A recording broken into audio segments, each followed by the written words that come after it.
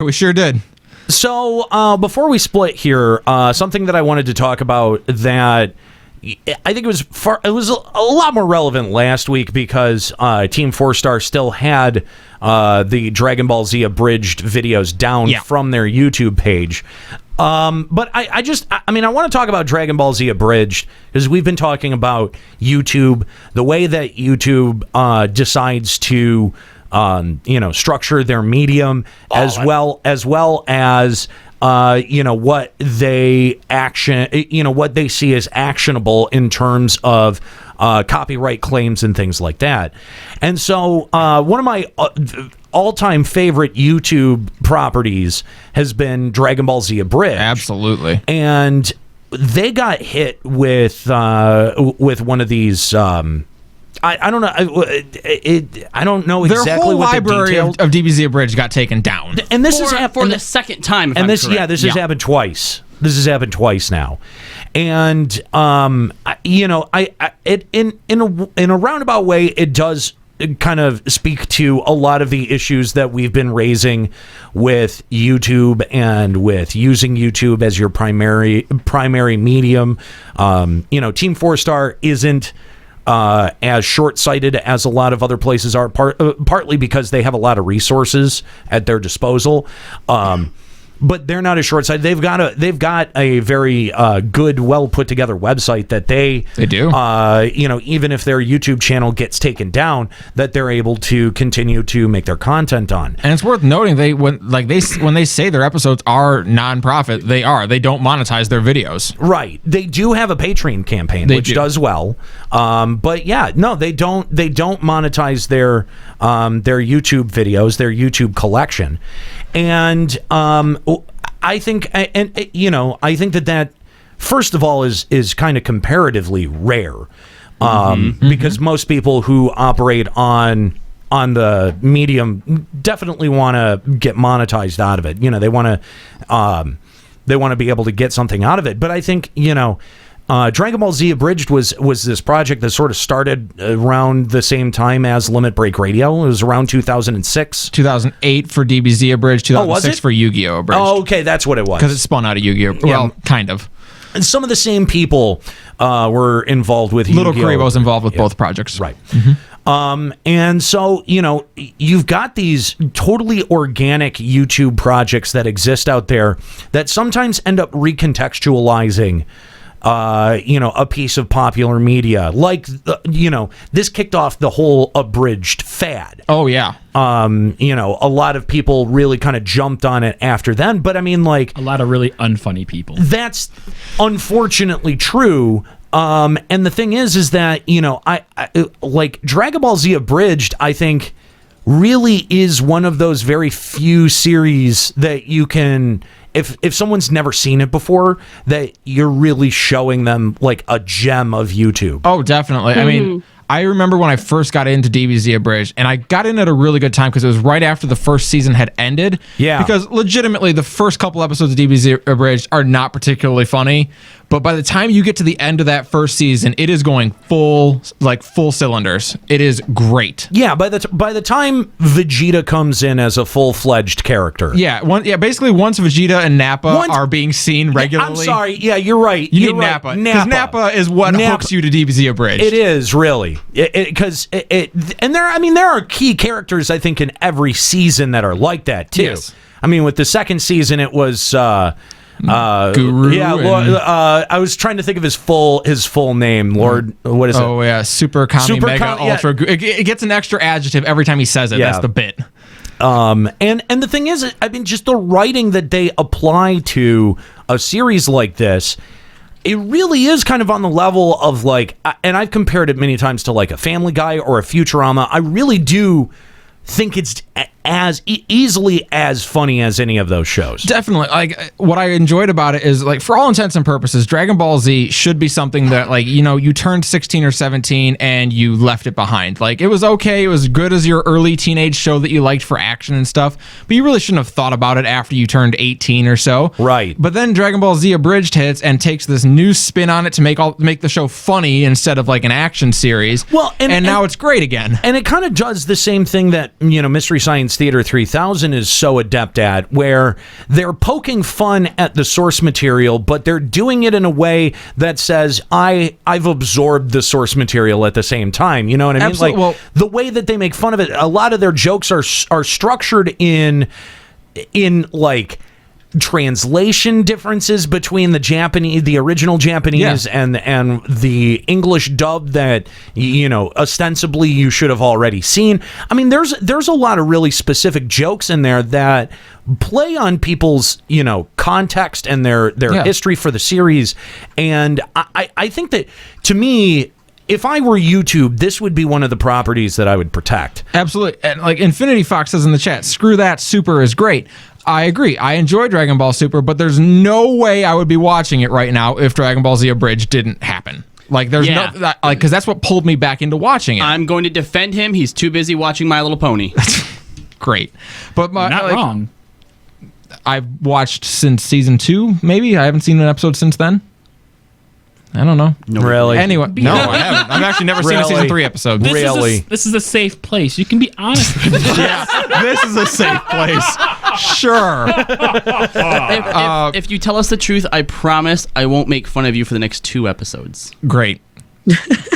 Anyway, but like you say, the way they handle the source material in a way that is literally poking fun at it in the episode once they're on Namek and Vegeta or Goku and Frieza are fighting. Frieza says at some point, "I give this planet 2 minutes." And he's like, "Do you know how long a minute is?" Yeah, because I'm not sure you do. A minute is like 8 episodes. Exactly, and that's exactly what it's poking fun at. Because the infamous 5 minutes line. Okay, well, yeah, then 20 episodes later, that story arc finally ends. Exactly, and I mean, you know, in terms of one of the early, acts that conventions would go and get to bring in. I mean, Team 4-Star is a fixture at every year's Youmacon. Oh yeah, absolutely. We usually get the new Hellsing Abridged debut at Youmacon every year. Exactly, and I love the fact that, you know, we've created sort of our own sort of cultural stars out of something like this, because again, you know, the adeptness of comedy here, I think that there really is something universal in Dragon Ball Z Abridged, that it doesn't really matter what your sense of humor is, it doesn't really matter what your context is for the show, that even if you've never seen the show ever, that you'd still be able to find it funny. Well, and that's the thing, like, they do such a good job of taking ancillary characters and making them stars. Like, Nappa is completely forgettable in the scope of Dragon Ball Z. To the point, here's how forgettable Nappa is. I don't remember if it was a movie or in, like, maybe Dragon Ball GT.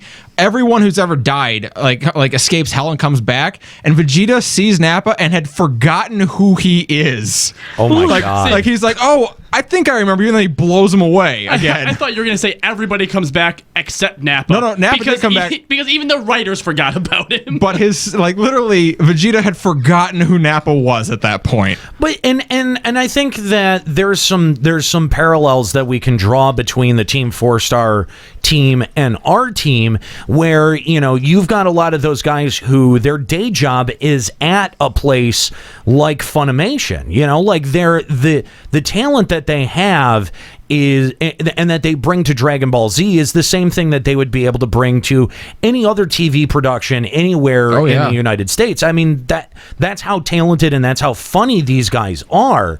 And I love seeing things like, you know, Xenoverse using one of the actors as one of the alternate voices for characters. A lot of them are getting bit parts and other things. Yeah. Because they are very good. They legitimately are. And the fact that they've been able to kind of duct tape this thing together and keep it going, I honestly think that, you know, like YouTube, okay, right? If I were YouTube, I would be protecting something like Dragon Ball Z Abridged from ridiculous, spurious, outside copyright claims, right? But to even shore that up even farther, if I were an organization like Funimation or even like Toei, I think no matter what, you can see the value in Dragon Ball Z Abridged.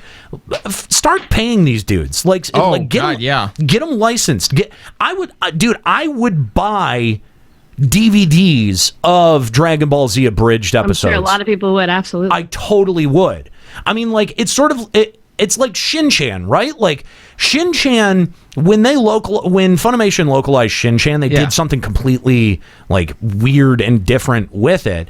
And it seems to me like they should really figure out what legal hurdles there are to clear something like this. Let me tell you something. I love Chris Sabat as the voice of Vegeta, right? Like, he's great.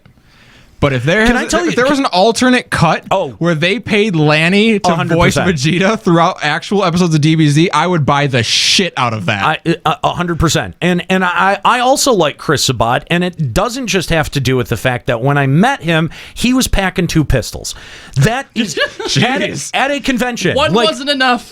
Wow. Like holsters under the arms. Like I was just like, damn, dude. Like if shit goes down, I'm gonna find Chris. He had a Colt 45 and a Gallic gun. He knew exactly at an anime convention exactly what the fuck was up. Yeah, it was weird at an anime convention. I'm not gonna lie, but it's also kind of weird because it like took me a second to realize. You know what I mean? Like when you're at an anime convention and so many people are dressed up in costume and so many of those costumes have like a weapon attached to it, right? Like, you don't pay it no mind if somebody's carrying a weapon. I honestly, it took me at least 10-15 minutes to register like, oh shit, he's actually strapped. Those are real pistols. Those are real guns. Yeah. That's not those aren't like he does this every day. That's not a BB gun. Like he gonna kill me. But he uses a voice like that too. That's his inner monologue. He's a very nice guy, and you're right. His performance as Vegeta is top notch. But yeah, no, if I mean, Lanny is got to be a pretty close second right there. Oh, Lanny is Vegeta, Masako X is Goku. Like, yes. Like it was so. I had listened to DBZ Abridged so much that when I went back and heard Sean Schemmel as Goku, I had to be like, oh yeah, that's what Goku sounds like. Right. Yeah. It was very striking. And I mean, just the way that whole cast works together, I think that's what.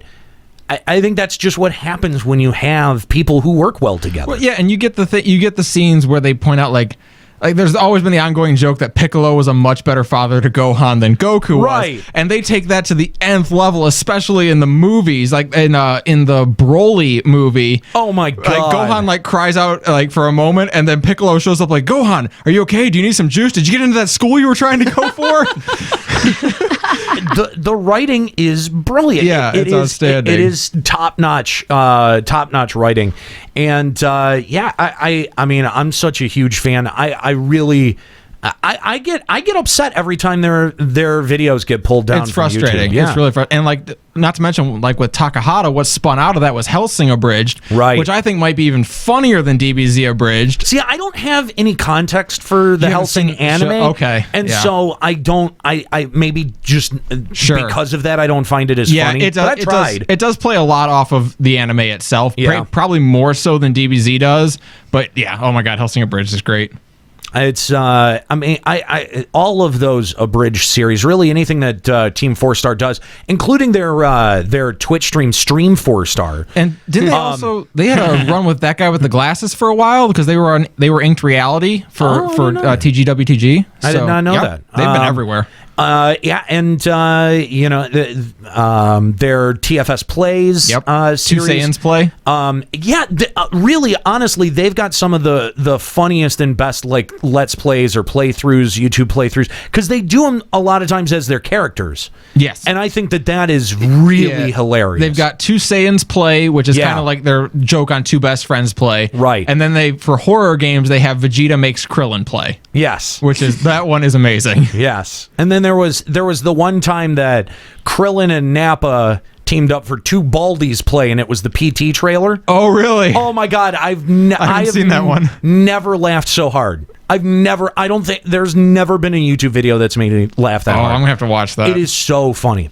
All right, guys, if you have not, go take the time now, because God knows how long they're going to be up there. Take the time now to go to YouTube and check out Team 4-Star, Dragon Ball Z Abridged. You can search any of those and you'll find them very easily. Or you can just head on over to team4star.com. Which we recommend. Yes. Go to their website, support it. Because the thing is that even if their YouTube channel gets taken down, everything is over at Team 4-Star. So no matter what, you can find it at TFS. So I think that's going to do it here for Final Encountercast. Like Team 4-Star, you can find us over at finalencountercast.com, where you can find a full archive of our episodes, as well as you can't find the live blog anymore. The live blog, that's gone. That's done. But you can find our episodes. That's right. You can find all of our episodes, as well as links to other stuff, I guess. FinalEncounterCast.com. Make sure you subscribe to the podcast. Leave us a little bit of iTunes love. Go to iTunes, and because they allow you to submit feedback on podcasts. Let everyone know what you think about the show. If you've been enjoying yourself, let everyone know, because it helps other people find the show.